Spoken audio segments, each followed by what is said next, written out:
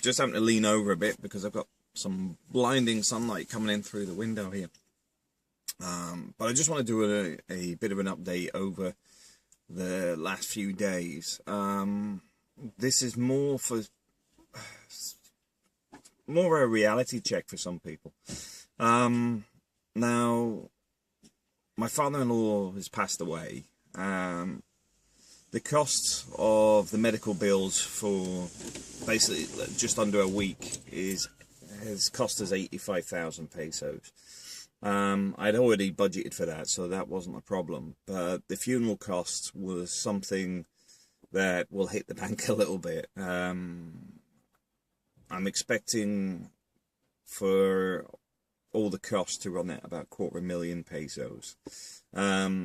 We can afford it, but obviously it's a difficult situation to be in.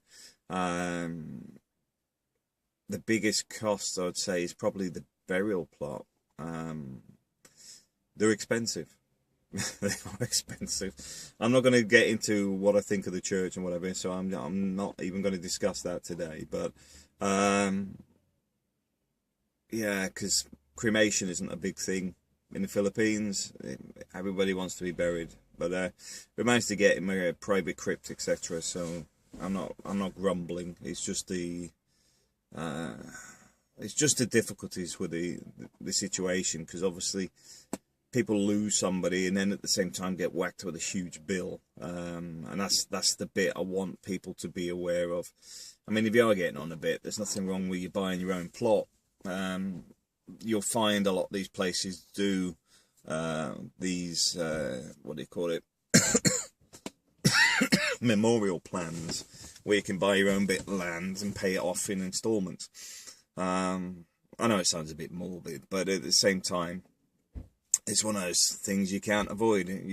I mean, if you can't get cremated, because I don't even know if there is a cremation in Cebu. There is in Manila, there is in some other locations, but I've never come across one in Cebu, so I don't even know if you thought, I'm going to save money and get cremated, so I'd have to buy their land. But I do know a lot of expats don't think about this stuff. They just assume they die and it just stops there. But what you're actually leaving is a huge pile of debt for the people around you that you're married with, got kids with, or whatever. They will still carry that burden. Like I said, I know it sounds a bit morbid, but the reality is the costs have still got to be covered. And I know when you're dead, and you're like, well, it's not something you have to worry about, but it's unfair to leave the burden on somebody else. I mean, we're quite lucky that we save money, so this will hit us in the bank, which basically for me will mean working for, I had a preliminary interview this week for another contract. I've got another interview with the same guy next week. If that kicks in, even me is still going to hit my bank for a month or two just to cover the costs of the funeral. Medical bill money I've already sent, so that's already done. But yeah, I just wanted to make people aware that people get left behind, and they're dealing with the grief at the same time of financially. This is crippling for a lot of people.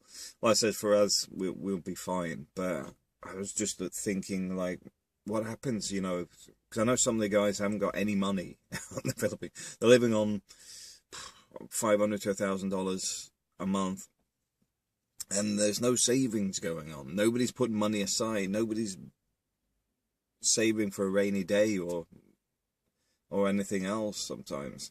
And this will basically wipe your family out financially for a long time, which is why I'm just putting it out there to say, think about it. And I would like to thank everyone for their messages. It's still a difficult time for us, but thank you.